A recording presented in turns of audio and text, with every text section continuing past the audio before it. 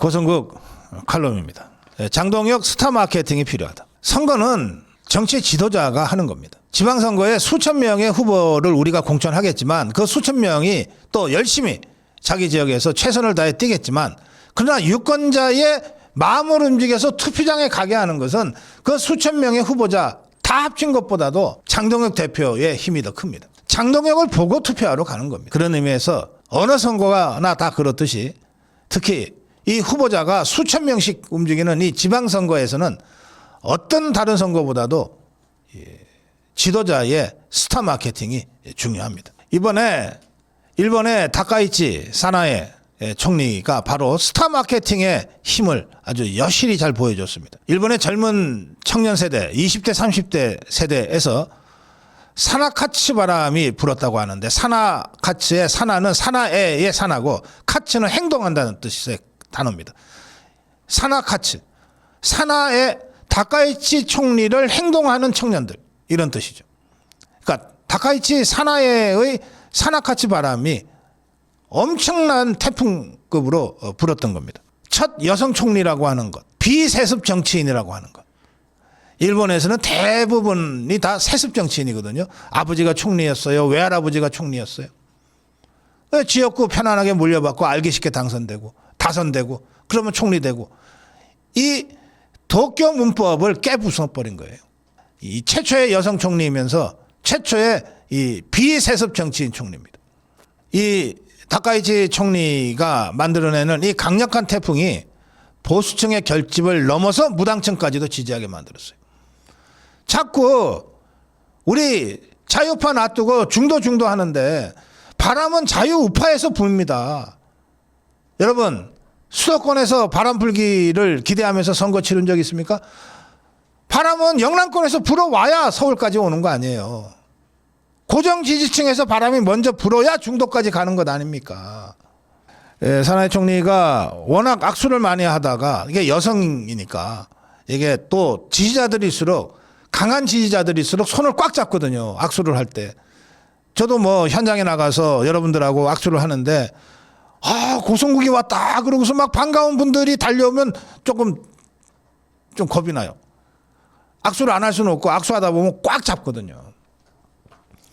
저는 남자고 또 비교적 이 악력이 좀, 다들 저하고 악수하신 분들이 고 박사 손 힘이 굉장히 세네요라고 하세요. 그래서 좀 낫지만 박근혜 대통령 때 보세요. 박근혜 대통령이 손이 작고 따뜻한 손이라고들 그러더라고요. 이 손을 꽉 잡으니까 손이 다쳐요. 손을 다쳐요. 그래서 붕대를 메고 다니잖아요. 그게 선거 유세 나가서 이틀 3일 만에 붕대를 안 맬 수가 없어요. 손이 막 부어오르니까. 다카이치 사나에 총리도 아마 손이 부어서 붕대를 감고 그 선거 유세를 한 것 같아요. 그래서 붕대 투혼이라고 합니다. 이런 요소들이 다 스타 마케팅의 굉장히 효과적인 수단들이에요. 그럼 뭐 일부러 붕대 감고 나오겠습니까? 실제로 악수를 정말 진심을 다해서 하다 보니까 손이 붓고 어쩔 수 없이 붕대 메고서 하게 되는 거죠. 박근혜 대통령이 정치인 때 했던 것처럼. 저는 장동혁 대표가 그런 면에서 이 스타 마케팅에 굉장히 많은 요소들을 갖고 있다고 생각합니다. 흑수저도 아니고 무수저인 이 장동혁 대표의 그 성장 과정이라든지, 또는 누구도 다 무슨 당대표야 했던 바로 그 6개월 전에 전당대회에서 직전 대선 후보를 꺾고 드라마틱하게 당대표가 되는 과정이라든지, 또는 당대표가 된 이후에 보여준 수차례에 걸친 그 정말 처절하면서도 진정성 있는 투쟁, 24시간 필리버스터, 8일간의 단식 투쟁, 이런 것들이 다 장동혁 스토리를 만들어내는 것들이에요. 이 장동혁 대표 팬클럽 중에 장풍이라고 하는 팬클럽이 있는 것 같은데, 장풍이야말로 6.3 지방선거를 태풍으로 만들 태풍의 눈이 됐으면 좋겠어요. 장동혁 바람을 불러일으켜야 됩니다. 그런데 장동혁 대표가 정말 신바람을 불러일으키고 태풍을 불러일으켜 낼까봐 그렇게 되면 자기들은 이제 더 이상 입지가 없어질까봐 걱정하는 저 기회주의자들, 기득권자들, 배신자들이 어떻게든 장동혁 대표가 테이크오프하는 것을 막기 위해서 바짓가랑이 붙잡고 늘어지고 있는 거예요. 그게 오세훈이고 그게 한동훈 일당들이에요. 그리고 그게 종북 주사파들이에요. 예, 저는 국민의힘 당 차원에서 지금 국민의힘에 스타가 누가 있습니까? 유일하게 우리가 발굴하고 만들어낸 스타, 장동혁의 스타 마케팅을 위해서 전략 논의로 집중해야 된다고 주장합니다. 네, 고성국 칼럼, 장동혁 스타 마케팅이 필요하다. 네, 고성국 칼럼입니다. 제가 장동혁 스타 마케팅을 월요일 칼럼에서 말씀을 드리면서 월요일 방송 끝나고 고성국의 숲에도 그런 취지의 영상을 올렸습니다. 이에 대해서 에리카님, 100만도 안 되는 당원 어쩌고 저쩌고 했던 주호영이의 나불거림이 떠오르네요.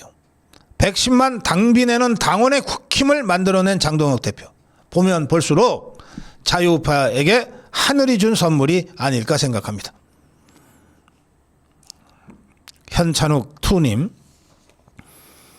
장동혁 대표는 이미 우리에게 모든 걸 보여주었다. 윤석열 대통령 면회, 이게 윤 어게인이다. 무슨 다른 말이 필요하냐. 24시간 필리버스터, 목숨을 건 8일간의 진짜 단식, 징글징글하던 한동훈 살모사 쳐내기. 장동혁 대표한테 더 이상 뭘 바라는가. 지금까지 이처럼 훌륭한 캡틴을 우리가 만난 적이 있었던가. 장동혁 대표라 쓰고 승리라 잃는다. 장동혁 대표는 이미 다카이치 사나이와 동급이다. 6개월도 안 되는 시간 내에 당원 40여만 명 증원, 책임당원 92% 응원. 장동혁이라 쓰고 승리라 잃는다. 아주 멋진 글입니다. 독신규정님이, 그런데 우리 자유파 진영 일각에서 뭐 그렇게 많은 얘기는 아니지만 일각에서 선거 보이콧 이야기가 나오는 것을 좀 걱정하는 댓글을 올리셨어요. 그래서 제가 선거 보이콧에 대해서 한 말씀 드리겠습니다. 선거 보이콧이 우리 현대 정치 정당 역사에서 적극적으로 구사됐던 선거 보이콧 전략이 적극적으로 구사됐던 선거가 1948년 5월 10일 대한민국 건국을 위한 총선거 때였습니다. 그때 선거 보이콧을 두 세력이 했어요. 하나의 세력은 김일성과 연계되어서 움직였던 박헌영 남로당 세력입니다. 또 한 세력은 김일성이한테 완전히 말려서 꼭두가시가 돼버린 김규식 세력입니다. 이 두 세력이 1948년 총선거를 보이콧 전략을 구사해서 선거를 못하게 하려고 했어요. 1948년 5월 10일 총선거가 잘 치러지면 그 선거에서 뽑힌 의원들이 재헌의회를 구성하고 대한민국 헌법을 제정하고 그 헌법에 입각해서 대한민국이 건국될 것이 너무나 빤하게 예상됐기 때문에 그 첫 출발점인 48년 50 총선거를 못하게 하려고 한 거예요. 그 두 세력이, 하나는 김일성, 박헌영 남로당 세력, 또 하나는 김일성의 꼭두각시 노릇을 했던 김규식 세력입니다. 어떻게 됐을까요? 김규식은 뭐 아무 의미가 없었어요. 문제는 김일성, 박헌영 남로당 세력의 선거 보이콧인데, 이 선거 보이콧을 이자들은 폭력으로 선거를 못하게 하려고 했어요. 그래서 발생한 것이 4.3 사태입니다. 그 결과 제주도의 당시에 국회의원을 2명을 뽑기로 돼 있었는데 그 선거를 결과적으로 못했어요. 4.3 사태가 발생하고 뭐 수많은 사람들이 죽고 다치고 계속해서 이 남로당 또 북한 조선노동당 지령을 받는 게릴라들하고 이 정부군이 전투를 하는 상황이었기 때문에 정상적인 선거가 불가능했습니다. 그래서 제주도 2개 선거구는 결국은 좌파들의 보이콧 전략이 성공했어요. 근데 나머지 전 지역에서는 선거가 순조롭게 이루어졌습니다. 그래서 대한민국 재헌의회가 성립된 겁니다. 그래서 그 재헌의회가 헌법을 만들어서 7월 17일 대한민국 헌법을 공표했고 그 헌법에 입각해서 1948년 8월 15일 대한민국이 건국된 겁니다. 그러면 그때 좌파들이 뭐 수만 명 희생을 내면서까지 제주도 2 지역을 선거를 못하게 했는데 그 제주도 2 지역구 선거는 언제 됐냐? 1년이 지난 1949년 5월 10일 재선거가 치러졌어요. 그래서 제주도에서도 재헌의회 2명이 선출됐습니다. 선거 보이콧의 말은 뭐냐면 선거를 못하게 해서 선거를 아예 의미 없는 걸로 만들자는 거예요. 그동안 종북주사파 좌파 정권과 투쟁하는 과정에서 우리 자유우파 국민 진영 안에서도 이게 뭐 해보다 마나 부정선거인데 저것들 정권 잡는데 들러리만 쓸 건데 뭐하러 선거를 하냐, 차라리 보이콧하자, 이 울분에 찬 목소리가 시도 때도 없이 터져 나왔던 거 저 잘 압니다. 그런데 저 공산당 남로당이라고 하는 전국 조직이 군사반란 형태로 또는 내란이라는 형태로 물리적으로 폭력적으로 선거를 못하게 수만 명씩 죽어가면서 해도 안 되는 게 선거 보이콧이에요. 우리는 이 대한민국은 그 좌파들의 선거 보이콧 전략을 폭력적으로 감행한 선거 보이콧 전략을 분쇄하고 그걸 넘어서서 대한민국을 건국한 겁니다. 우리가 부정선거에 대한 강한 합리적 의심을 갖고 있는데 그게 무서워서 만약에 뭐 그럴 리는 없다고 저는 생각하지만 일각에서 뭐 선거 보이콧 얘기하는 분들도 진짜 선거 보이콧 하자는 말씀은 아닐 거라고 저는 믿습니다. 근데 만약에 그게 현실화되면 그야말로 자멸입니다. 그냥 갖다 바치는 겁니다. 우리 자유우파가 똘똘 뭉쳐서 치러도 쉽지 않은 선거인데 이 자유우파 진영에서 일부가 선거 보이콧한다고 떨어져 나간다. 그 결과를 여러분이 예상하시기가 어렵습니까? 저는 이게 현실화될 리가 없다고 생각합니다. 지금 선거 보이콧을 이야기하는 우리 자유우파 진영의 몇몇 분들도 또 당장 오늘 고성국 TV에 댓글창에 이러려니 차라리 보이콧하자고 주장하시는 분들도 진짜 보이콧을 하자고 말씀하시는 건 아니라고 저는 이해합니다. 그 답답하고 절박한 심정을 그렇게 표현하고 계신다고 저는 생각합니다만 저는 이런 논의야말로 적전분열에 가깝다. 그 결과 이게 현실화되면 그야말로 좌파들한테 모든 걸 넘겨주는 결과가 된다. 이건 자멸이다. 흥분으로 감정으로 선거 이기는 건 없습니다. 흥분해서 이길 수만 있다면 제가 방송하면서 팡팡 뛸게요.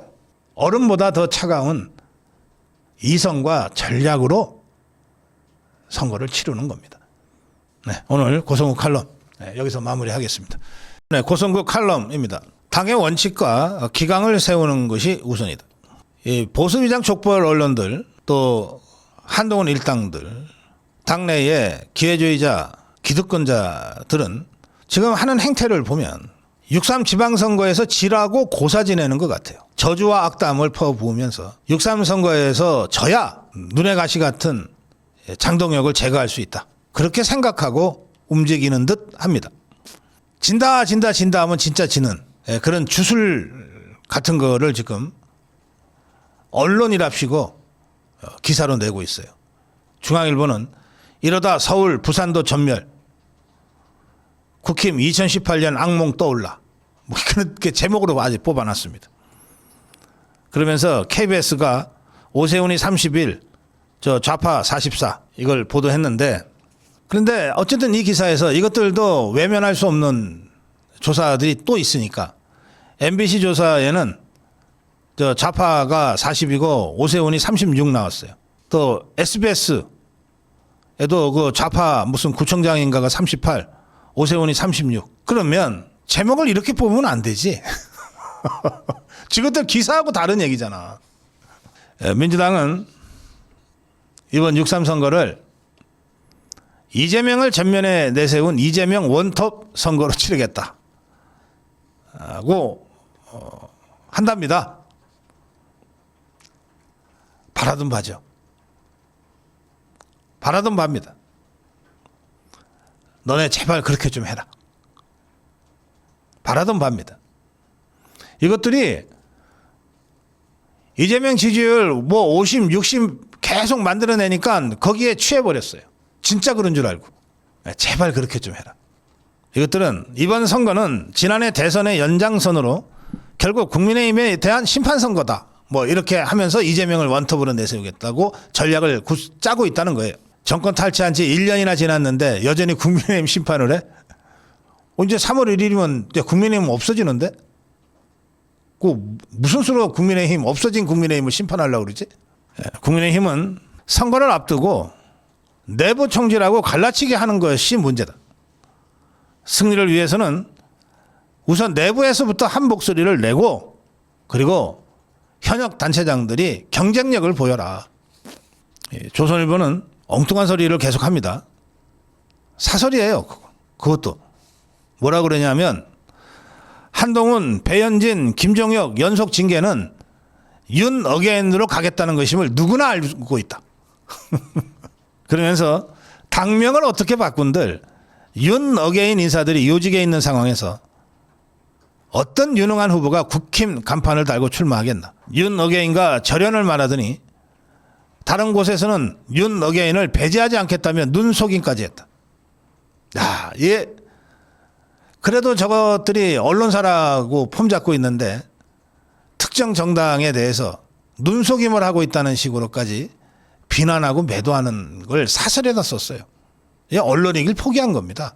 그러면서 지금 당명 변경을 당원들의 의사까지 다 수렴을 해서 지금 2달 넘게 진행하고 있는데, 이제 당명 변경이 이제 3월 1일 날 이제 발표된다고 하니 계속해서 재뿌리고 김 빼고 있는 거예요.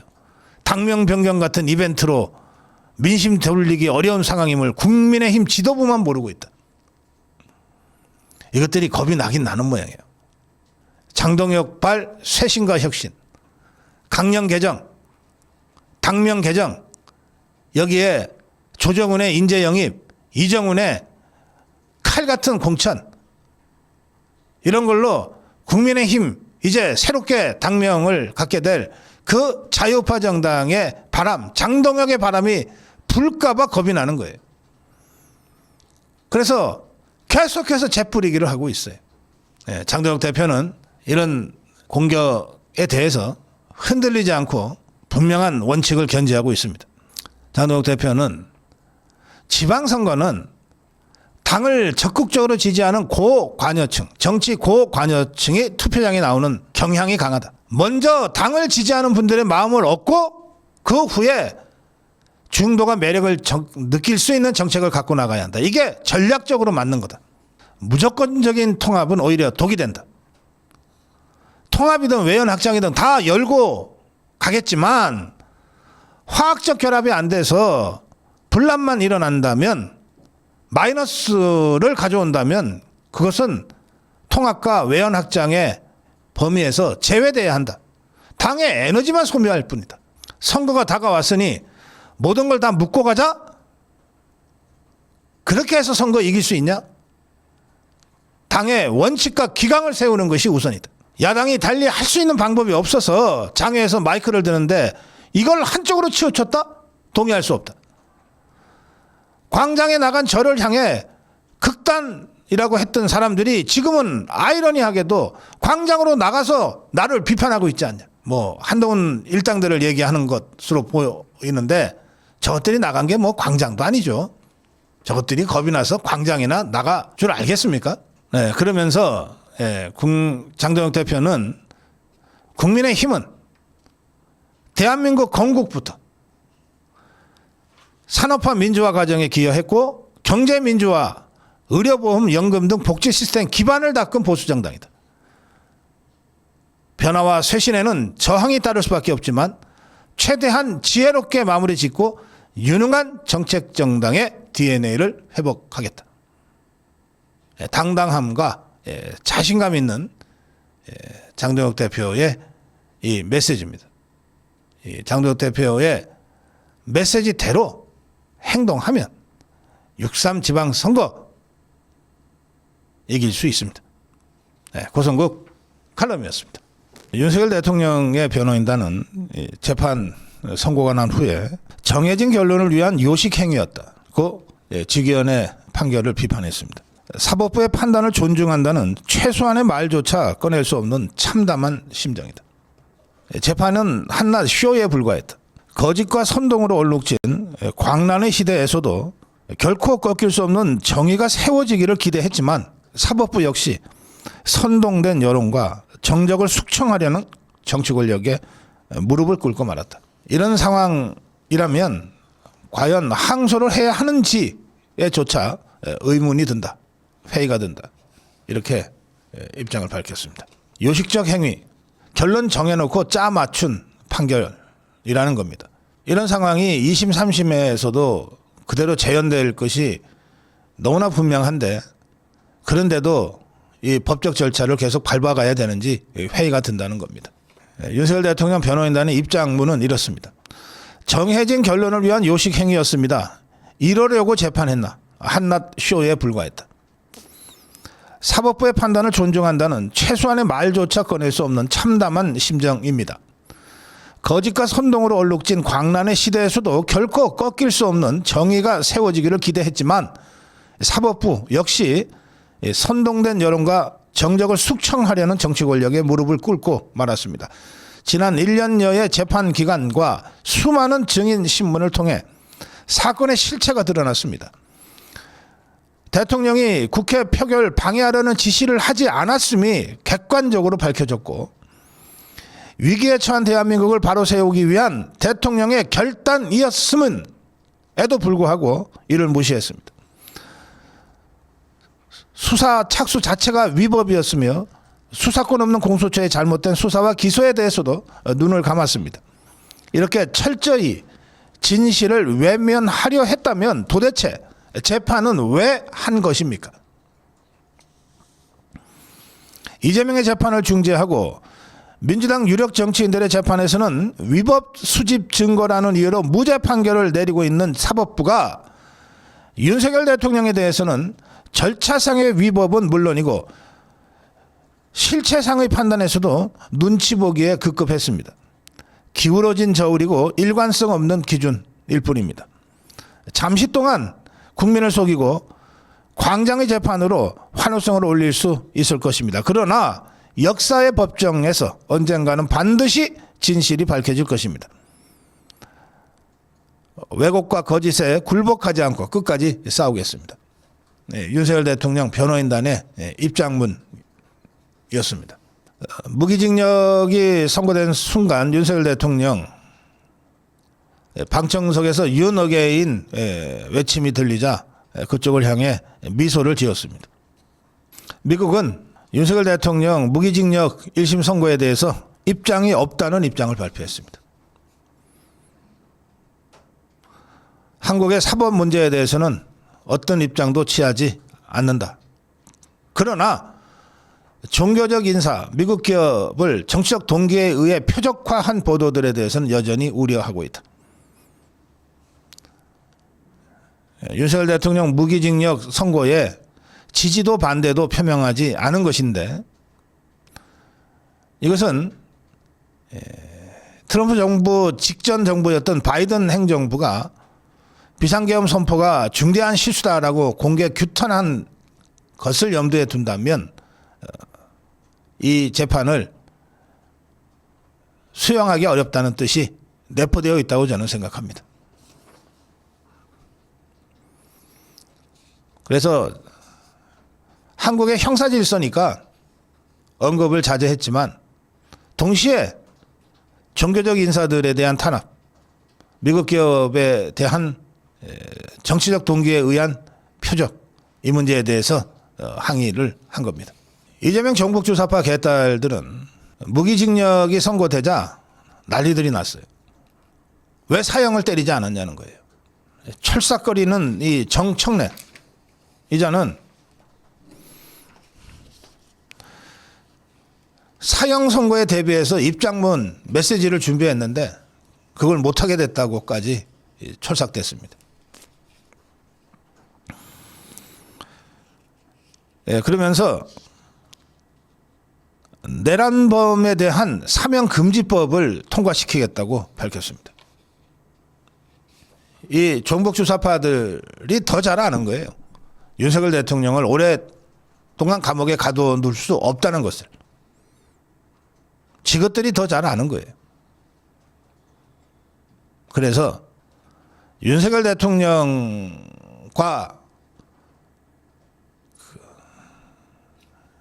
그 관련자들을 딱 표적으로 하는 표적 입법을 만들어 강행하겠다는 겁니다.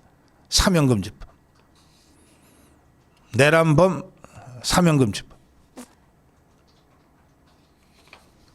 좌파들이 1심 선고 나오자마자 이렇게 다시 광분하는 걸 보면 윤석열 대통령이 감옥에서 나올 날도 머지 않았다고 저는 생각합니다. 요식적 행위, 결론 정해놓고 끼워 맞춘 지기현의 판결문에 대해서는 논평할 가치를 제가 느끼지 못합니다. 1133쪽에 달하는 판결문 어떤 것도 논평할 가치를 저는 두지 않겠습니다. 그렇지만 이후 우리 자유파의 투쟁이라는 관점에서는 지기현의 판결문 중에 몇몇 부분은 좀 분명하게 제가 짚어 놔야 되겠다고 생각합니다. 지기현이 윤석열 대통령에게 내란죄를 덮어 씌웠습니다. 대한민국 헌법에는 내란이라고 하는 것은 두 가지 요건을 갖춰야 한다고 적시되어 있습니다. 하나는 국헌문란이 목적이고 또 하나는 폭동이 수반돼야 한다는 겁니다. 우리 현대사에서 폭동으로 정의되어 있는 사태는 두 번입니다. 누구도 부인할 수 없는 역사적 폭동 사례는 두 번 있었습니다. 하나는 4.3입니다. 또 하나는 여수 순천 군사 반란입니다. 두 지역에 이 폭동이 있었는데 이 폭동을 이 두 지역의 이 상황 4.3과 여수 순천을 폭동으로 규정하는 핵심 요소가 두 개입니다. 하나는 지역을 점령합니다. 적어도 시, 군 단위의 지역을 점령합니다. 두 번째는 군사행동이 있습니다. 조직적인 폭력행동이 있습니다. 그걸 폭동이라고 부르는 겁니다. 과연 3시간 만에 국회 의결에 의해서 해제된 12.3 밤, 12월 3일 밤에 어떤 지역에 대한 점령과 조직적 폭력 군사행동이 있었습니까? 폭동이 없었으면 국헌문란 목적이 인정된다 하더라도 내란으로는 인정할 수가 없어요. 그게 우리 헌법입니다. 저는 2024년 12월 3일 밤 어떠한 폭동도 없었다고 생각합니다. 또한 국헌문란 목적도 없었다고 생각합니다. 따라서 내란일 수 없는 겁니다. 지기현이가 내란죄를 덮어씌우기를 결론 내려놓고 이것저것 짜 맞추다 보니까 1133쪽의 판결문 안에서 모순되는 부분이 부지기수입니다. 그걸 이자가 별로 좋지도 않은 말솜씨를 가지고 이걸 이리 짜매고 저리 짜매고 하려다 보니까 최악의 판결문이 나온 겁니다. 한번 보십시오. 판결문에 이렇게 써 있어요. 국가 위기 상황을 판단하고 바로잡고 싶어 했던 것은 그 정당성에 관한 판단은 변론으로 하더라도 왜 변론으로 합니까? 그게 얼마나 중요한 것인데. 그것은 윤석열 대통령의 12.3 계엄의 동기 아닙니까? 이유 아닙니까? 이걸 왜 변론으로 합니까? 판단을 해야지. 그리고 이건 동기나 이유나 명분에 불과할 뿐이라고 했어요. 이제는 앞으로 재판할 때, 형사 재판할 때 동기, 이유 이런 거 안 따질 거예요. 그러면서 성경을 읽는다는 이유로 촛불을 훔칠 수는 없다고 했는데 도대체 이 세상 수천 년에 걸친 이 종교 역사에서 성경을 읽기 위해 촛불을 훔친 사람을 교회가 벌한 적이 있습니까? 성경을 읽기 위해서 촛불을 훔쳤다고 한다면 그 촛불을 훔친 채를 벌한 교회가 있냐 말이에요. 윤석열 대통령은 촛불을 훔치지 않았습니다. 대한민국 헌법이 규정한 대통령의 합법적 권한을 행사한 거예요. 훔치지도 않았지만 직위원의 이 은유대로 비유대로 하자면 성경을 읽기 위해 촛불을 훔쳤는데 그걸 어느 교회가 촛불을 훔쳤다는 죄를 묻습니까? 촛불을 다발로 사다 주지. 성경 더 읽어달라고. 또 공수처에 내란죄 수사권이 없다 하더라도 공수처가 수집한 증거를 다 빼더라도 피고인에 대한 유죄 판단을 한 증거가 충분하다. 이제는 무조건 잡아쳐놓고 별건으로 탈탈 털어서 뭔가 나오면 감옥에 가둘 수 있는 시대가 됐다고 직위원회가 선언한 겁니다. 별건 수사도 이런 별건이 어디 있습니까? 아무나 다 이제는 누구나 다 잡아갈 수 있어요. 수사권이 있든 없든 따지지 말고 그래 놓고 탈탈 털어서 뭐 하나 감옥 보낼 일이 있으면 그거 갖고 감옥 보내면 다 정당화 된다는 것 아닙니까? 법치주의가 완전히 무너지는 겁니다. 그런데 아무리 결론 정해놔도 1년 넘게 진행된 법정에서 밝혀진 사실 자체를 직위원회가 부정은 못한 것 같아요. 그래서 직위원회는 특검이 뭐 2023년부터 비상계엄을 선포하려고 1년 이상 준비해 왔다는 식으로 기소한 것에 대해서는 장기간 마음 먹고 계엄을 선포했다고 보기에는 지나치게 준비가 허술하고 국회를 무력화시킬 계획 등에 관해 별다른 증거나 자료 흔적도 찾아볼 수 없다고 했어요. 폭동이 아니라는 겁니다. 국헌문란 목적이 인정 안 된다는 거예요. 그래 놓고 내란이라고 때린 겁니다. 또 직위원은 좌파들이 또 한동훈 일당들이 윤석열 대통령을 탄핵하기 위해서 집중적으로 선전선동하고 유포했던 괴담, 윤석열 대통령이 한동훈이 잡아와 내가 총으로 쏴서라도 죽이겠다. 그거 했다고 곽종건이가 떠들어댄 이 곽종건이의 이 주장을 사실로 인정하기 어렵다고 판시했습니다. 곽종건이가 거짓말했고 괴담 유포했다는 겁니다.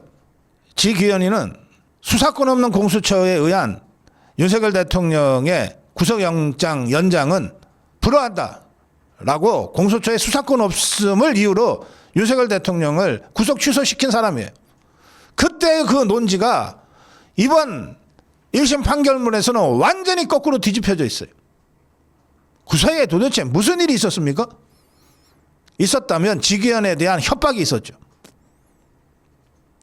또 내란죄로 인정하지 않으면 조이대를 비롯해서 사법부 전체를 다 죽여버리겠다고 하는 좌파들의 끊임없는 협박이 있었죠.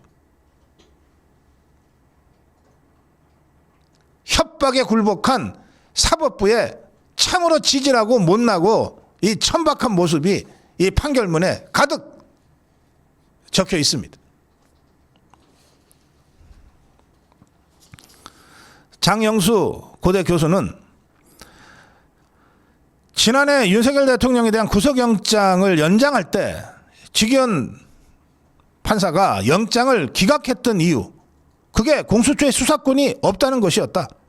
차진하 교수는 지기현 재판장이 본인이 영장 전담 판사였을 때 내렸던 결정문과 완전히 반대되는 판결을 했다. 판사가 오염되고 비겁해질 수는 있지만 이렇게 비루해지지는 않아요. 쥐가 한 판결을 불과 1년 만에 완전히 뒤집는 이런 비루한 짓은 하지 않는다고. 지기현이도 고민이 많았던 것 같아요. 1133쪽의 판결문의 상당 부분을 자신의 내란이라고 하는 미리 정해놓은 결론에 짜맞춘 판결문을 논증하기 위해서, 이른바 변호하기 위해서 정제되지도 않은 여러 가지 잡다한 지식들을 이 판결문에다가 끄집어 들였어요.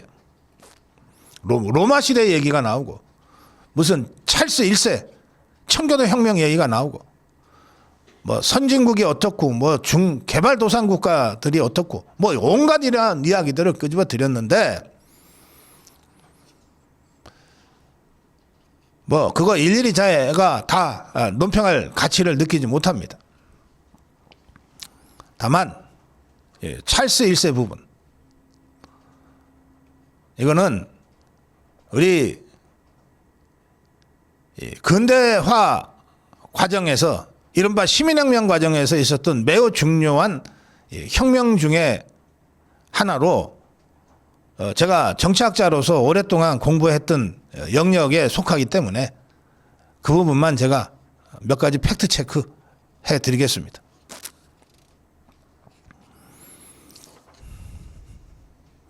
지기현은 이렇게 주장합니다. 찰스 1세가 의회와 갈등을 빚다가 군대를 이끌고 의사당에 난입해 의회를 해산시켰다. 그리고 벌어진 내전 끝에 찰스 1세가 반역 혐의로 회부됐고 결국 사형을 선고받았다. 그러니까 왕도 국가에 대해서 반란을 일으키고 내란을 일으킬 수 있다는 사례로 이 찰스 1세 사례를 들은 거예요. 그리고 그 찰스 1세가 사형당했다고 하면서 윤석열 대통령에 대해서 내란죄를 인정하고 무기징역을 선고한 겁니다. 자, 이 지기현이가 윤석열 대통령에 대한 내란죄 무기징역을 선고한 중요한 역사적 전거로 이 찰스 1세 사례를 들었기 때문에 정치학자로서 그 상황에 대한 몇 가지 팩트 체크를 제가 해드리려고 하는 겁니다.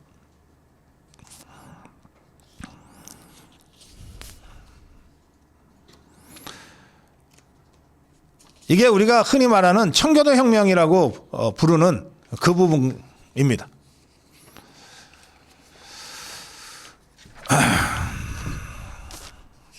찰스 1세가 그 의회파와 맞서게 됩니다. 물론 찰스 1세를 지지하는 왕당파도 있었어요. 그래서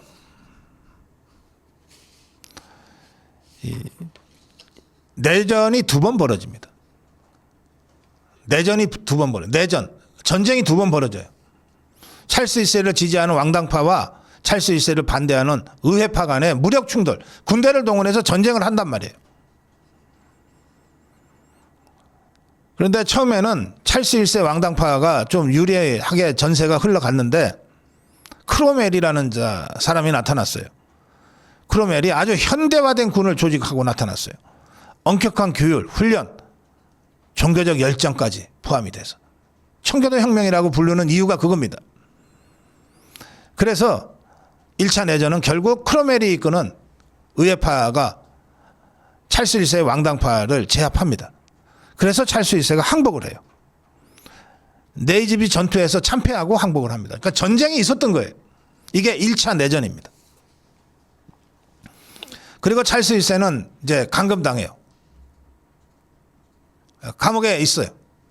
궁전 안에 감옥처럼 갇혀 있어. 그러다가 탈출을 해요.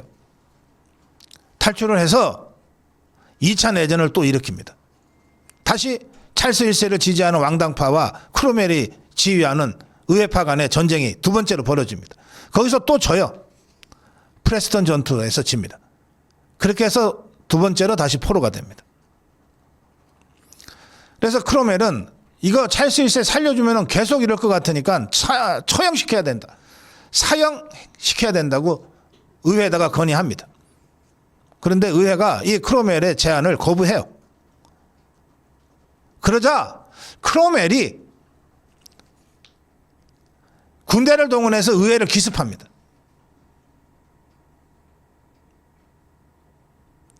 (200여) 명의 의원들을 가두고, 그리고 자기하고 생각이 같은 사람들 70여 명을 출석시켜서 왕을 재판할 최고법원을 열어요.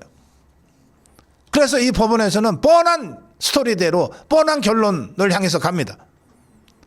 그래서 사형을 판결합니다. 고작 59표 찬성으로 사형이 선고됐고 사형 집행도 날치기로 처리가 돼요. 찰스 1세는 도끼로 목을 치는 참수형에 처해집니다. 자, 지기현이가 윤석열 대통령이 계엄을 선포했다.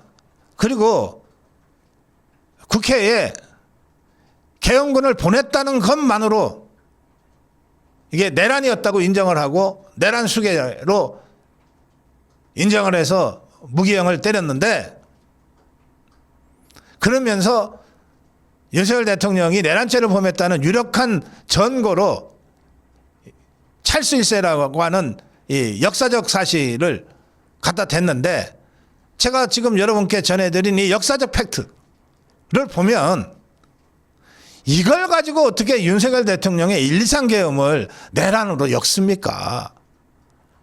달라도 너무 다른 것이고, 거기 크로멜이 나타났던 그 청교도 혁명은 찰스 1세와 크로멜 간에 두 번에 걸친 내전이 있었단 말이에요. 전투가 벌어졌고 두 번 패배하면서 포로가 됐고, 실제로 의회를 장악해 들어가서 군대를 이끌고 장악해 들어가서 찰스 1세를 사형으로 몰아붙인 건 크로멜이에요. 이걸 완전히 거꾸로 인용을 해서 찰스 1세와 똑같이 윤석열 대통령도 내란죄를 범했다고 지금 논거를 피고 있단 말이에요. 컨닝도 머리가 좀 있어야 합니다. 대충 맥락을 알아야 컨닝도 해요. 아주 머리가 나쁘면 컨닝을 하는데 거꾸로 해. 또 지기현이는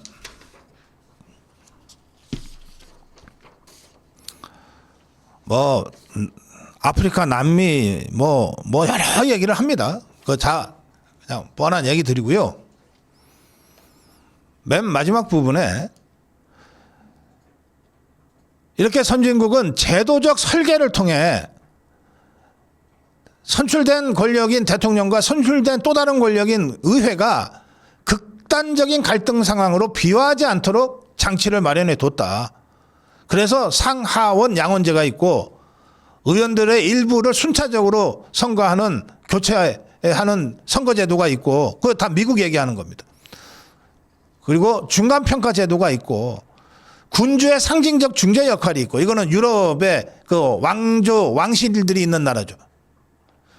대통령의 의회 해상권 등이 있다. 쭉 예를 들었어요. 자, 지기현이가 예를 든 이것 중에 우리나라에 현실적으로 작동하는 제도가 단 하나라도 있습니까? 여러분, 대한민국 국회가 양원제입니까? 의원 일부를 순차적으로 뽑습니까? 중간평가 제도가 있나요? 우리나라에 왕이 있습니까? 이런 극단적 갈등 상황을 중재할 상징적 존재인 왕이 있습니까? 또 대통령이 의회를 해산할 수 있는 권리가 있습니까? 하나도 없어요. 우리하고 완전히 다른 이런 것들을 열거하면서 이런 극단적인 갈등 상황을 피해갈 수 있는 제도적 장치가 있었는데 윤석열 대통령은 그걸 이용하지 않고 계엄을 발동해서 내란을 일으켰다, 이렇게 지금 주장하고 있는 거예요. 대통령 의회 해상권, 만약에 우리 헌법에 국회가 지금 우리 헌법에는 국회가 대통령을 탄핵할 수 있게 돼 있죠.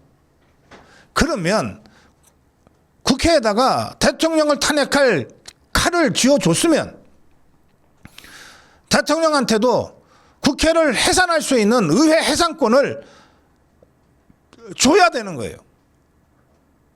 양쪽에 서로 칼 하나씩은 들고 하게 해야지. 그런데 지금 대한민국 헌법에 대통령의 의회 해산권이 있냐고요? 없습니다. 그럼 처음부터 없었냐? 처음엔 있었어요. 언제 없앴냐? 1987년에 직선제 대통령 직선제 개헌을 할 때 없앴어요. 자, 그때 지금의 헌법이 바로 그때 87년에 개정된 헌법인데 9차 개헌을 통해서 만들어진 헌법인데 여기에 보면 국회의 권한은 대폭 강화하고 대통령의 권한은 대폭 축소하는 조치들이 취해집니다. 그래서 그때 대통령의 의회 해산권이 우리 대한민국 헌법에서 삭제됐어요. 직위원회가 뭐 여기저기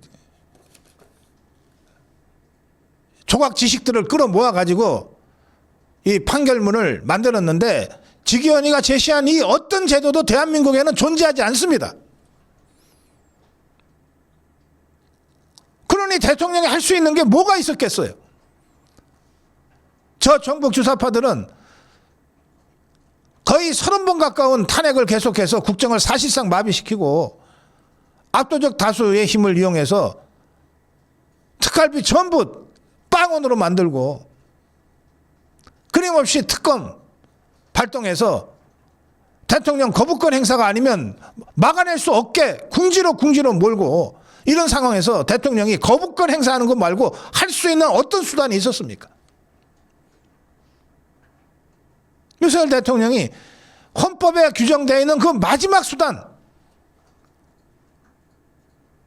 그게 123 개헌 아니었습니까? 이래놓고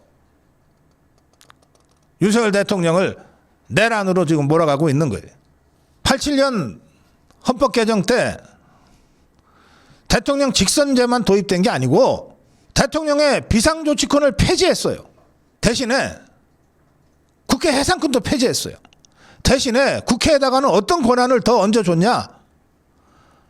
국회의 연간 회기일수 제한을 폐지하고 상시국회가 되도록 국정감사권을 부활시키고 이런 식으로 국회를 대폭 힘을 강화해 줬다고요. 그래서 지금의 괴물국회가 등장한 거예요. 이런 역사적 상황과 정치 현실에 대해서 그냥 무식하고 무지한 것이 아니라 교묘하게 왜곡해서 마치 윤석열 대통령이 비상계엄 말고 얼마든지 다른 수단과 방법을 통해서 이 국가적 위기 상황을 바로잡을 수 있었음에도 불구하고 내란 목적으로 123 계엄을 했다고 지금 주장하고 있는 겁니다. 이걸 어떻게 받아들입니까? 명백한 역사적 사실에 반하고 명백한 정치 현실에 반하는 얘기인데 이걸 어떻게 받아들이라는 겁니까? 차명진 전 의원이 페북에 직위원회 판결을 보고 나서 이런 글을 올렸습니다. 직위원회 판결은 사실상 무죄라는 뜻이다. 직위원은 성경을 읽는다는 이유로 촛불을 훔칠 수는 없다고 했다. 계엄을 성경을 읽는 거룩한 행위에 비유했다. 따라서 연관된 행위나 방법 등은 부속적 가치일 뿐이다. 직위원은 서구에서는 양원제가 있고 대통령의 국회 해산권이 보장되어 있어서 입법기구의 독재를 제어하고 있다고 예를 들었다. 연장해서 해석해보자. 우리나라에는 따라서 국회 독재를 제어할 장치가 없었다는 뜻이다. 그래서 계엄의 불가피성을 이해할 수 있다는 뜻이다. 그러므로 직위원은 우리가 줄곧 주장해온 계엄은 대통령 고유 권한이다라는 주장을 이의 없이 수용했다. 직위원은 대통령의 비상계엄 발동 요건은 내용적으로나 절차적으로 사법적 판단의 대상이 아니라고 판시했다. 특히 좌파들이 줄곧 주장해온 바 장기 집권을 위한 독재 쿠데타도 김건희 여사를 보호하기 위한 사적이고 자의적인 판단도 아니었음을 분명히 했다. 의회 폭거에 분개해서 이틀 전에 준비했다는 것이다. 직위원의 판결문에 따르면 한마디로 그동안 좌파와 우파 기회주의자들이 혼신의 힘을 기울인 내란머리 공격 포인트가 오늘 직위원의 판결문에 의해 일거에 무너졌다. 다만 직위원도 세상을 지배하고 있는 좌파들의 눈치를 피할 수는 없는 것 같다. 그래서 어거지로 123 계엄을 내란죄에 끼워 맞추려는 흔적이 뚜렷하다. 그는 직위원은 계엄군이 국회에 출동한 것은 국회 활동 방해가 목적이고 그래서 폭력이다라고 했다. 안 맞는 말이다. 계엄법 어디에도 군대가 국회에 들어가지 말라는 조항이 없다. 계엄군이 폭력을 행사하기는커녕 가짜 시민에게 흠씬 두들겨 맞았다. 윤석열 대통령이 국회의원 끌어내라고 말했다는 것도 진술이 엇갈린다. 이 점 직위원도 인정했다. 백보 양보해도 내란이 아니라 직권남용에 불과하다. 장남컨대 2심과 3심에서는 달라질 것이다. 오늘 대역전극이 시작됐다. 김빈수 최고위원은 스레드에 이런 글을 올렸습니다. 진심을 다해 싸워오신 많은 분들의 아픔과 분노에 공감합니다. 시간이 필요한 싸움입니다. 부디 지치지 않으셨으면 합니다. 저는 기준을 바꾼 적도 입장을 접은 적도 없습니다. 자유와 법치, 우리가 지키려 했던 그 원칙 위에 그대로 서 있습니다. 말이 아니라 결과로 증명하겠습니다. 이진숙 위원장은 페북에 이런 글을 올렸습니다. 대한민국은 3심제 국가입니다. 우리가 1심 판단을 두고 누군가를 죄인 취급하거나 단죄를 하지 않는 것은 2심, 3심에서 판단이 달라질 수 있기 때문입니다. 이재명의 선거법 관련 사건에서 대법원은 이재명을 유죄 취지로 파기환송했습니다. 그러나 우리는 아직 이재명을 선거사범이라고 부르지 않습니다. 재판부의 최종 판단이 나오지 않았기 때문입니다. 윤석열 대통령 사건 관련해서도 국민들과 함께 3심까지 기다려 보겠습니다. 적어도 3심 결정 때까지는 무죄 추정의 원칙이 유지되어야 합니다.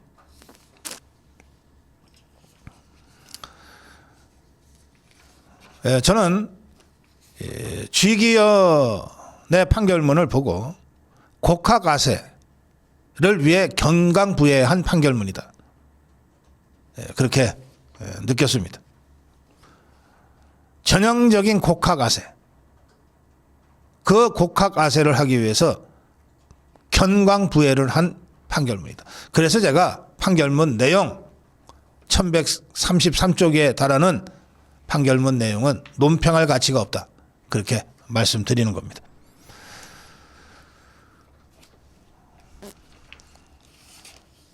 고성국의 숲에 제가 어제 올린 영상입니다. 우리의 투쟁은 계속되어야 한다. 강아지맘님, 박사님 말씀하시기 전에도 좋은 결과 기대한 사람은 없었을 겁니다. 오늘 무기징역 선고를 들으며 역시 직위원도 한패지 그렇게 생각했습니다. 우리는 어떤 경우에도 윤석열 대통령 버리면 안 됩니다. 실망하지 말고 내일을 향해 전진합시다. 카페 모카아이스님, 여지껏 직위원한테 희망 고문 당한 것 같습니다. 제1야당에서 국민의힘에서 한 목소리 내지 않는데 판사가 얼마나 우습게 받겠습니까? 에쏘님, 국힘당의 태도가 더 문제입니다. 투쟁은 못할 망정 원내대표라는 자와 일부 의원들이 저따위 말을 할 수 있습니까? 에리카님, 가장 힘들 때 자유파의 길라잡이 역할을 하시는 박사님 감사함을 먼저 전합니다. 먼 도약을 위한 숭고르기가 필요한 오늘 차분함으로 전달하는 박사님 메시지가 위안과 용기가 됩니다. 눈물이 계속 흐릅니다. 억울하고 분합니다. 하지만 쓰러지지 않고 끝까지 싸웁시다. 명림 공감합니다. 권력 앞에 먼저 누워버렸던 비겁한 사법부의 판결에 일희일비하지 말고 작은 다름을, 작은 차이를 잠시 접고 체제전쟁에서의 승리라는 큰 목표를 향해 지치지 말고 긴 호흡으로 계획하고 투쟁해 나가야 합니다. 참 허망했습니다. 그런데 무기징역 선고받은 윤석열 대통령 미소로 의연함을 보여주셨습니다. 그 미소가 우리를 위로해 주는 듯해서 가슴이 뭉클했습니다. 슬픔도 오늘까지만 하고 이제 다시 시작입니다. 하셨습니다. 아까 제가 찰스 1세와 크로멜의 청교도 혁명에 대한 말씀을 드렸는데 결국 찰스 1세는 도끼로 목이 잘리는 참수형을 당했습니다. 찰스 1세가 남긴 유언은 이랬습니다. 짐은 이제 부패한 나라에서 영원히 변치 않는 나라로 간다. 이 세상의 어지러움이여 안녕히.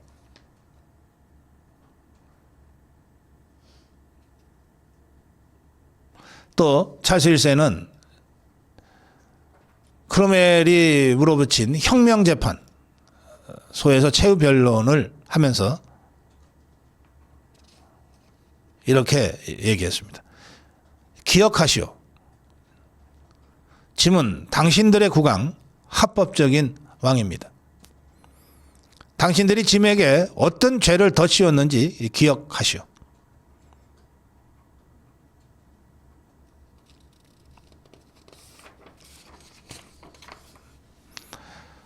네. 오늘 고성호 칼럼 먼저 했습니다. 윤석열은 무죄다.